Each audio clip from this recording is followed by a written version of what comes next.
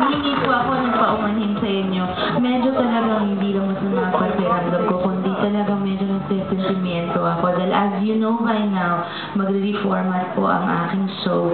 And after, since 1986 on another channel, until 1988, paglipat namin ng ABS-CBN, up to now, Sharon po ang nakikita nyo, CSCS, or Sharon and Sharon Now.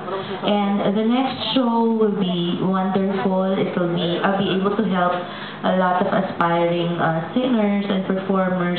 And my other show, that's still a surprise, but it's just really nagsisentimiento po ako because I love my show very much. I love my staff very much.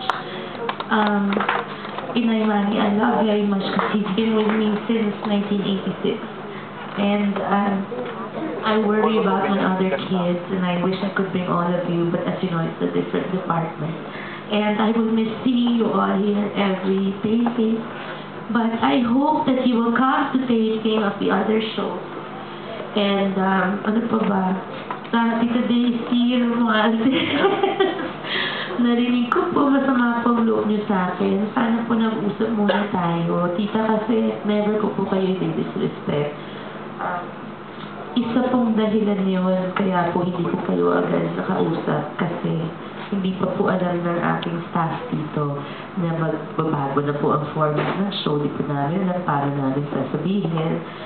It was a bad time po na nakapunta kayo dito. Kaya tapos ang dahil pong problema dun sa aming musical episode. Sana po, tita, paglabas ko kasi hinanap po kayo, nakaalis na daw po kayo. Minsan po, hindi lang naman sarili ang iniisip. Mayroong ibang bagay, may ibang tao na kailangan pong bigyan ng atensyon or pag-isipan.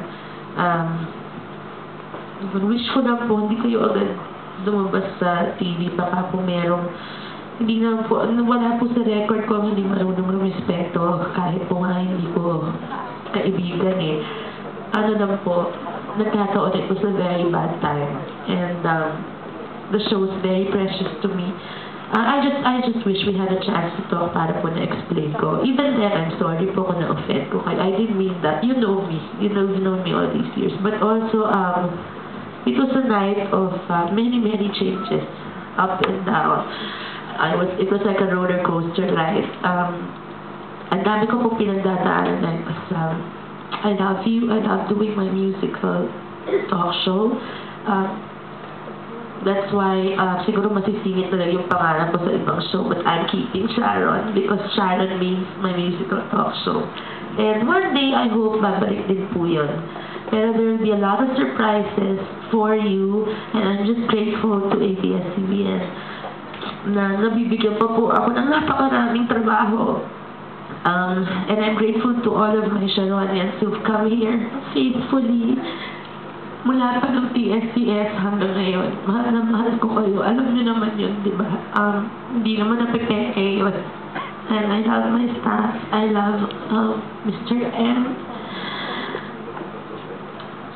Dad, you always hold a special place in my heart. And you've known that since I was young. Kathy, the rest of mga anak, magkakasama pa tayo kahit hindi na tayo magkakatrabaho. Mahal na mahal ko kayo. Hindi ko kayo kakalimutan, Emily. I just want to thank you to all my guests. You really made this evening very special. You've made my show very special over the years. Hindi kayo talaga, hindi ko masasabing hindi kayo nakadagdag sa ginanda ng aming show. You're not only funny, but you're genuinely talented. And Nina, thank you for gracing my show. Still so humble after all your successes. That's why you'll always be blessed. And most of all, thank you, my BFF, Yes, kasi sabi ko lang sa'yo, huwag kang umiyak. Ang ending, ako din naiiyak. Parati na lang akong ganon. Ayan, ganun talaga. And so, thank you. And we love you. I love you too. The one and only megastar. Thank Sharon you. Cuneta. Konti na lang po ang mga tape natin na siya ng mga 4 episodes na lang. So, I hope you tune in.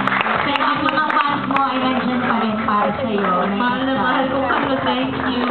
Salamat ulit sa lahat na napunta sa Mega Drama. And thank you, Presidente Sergeant Esquerra, Quezon City.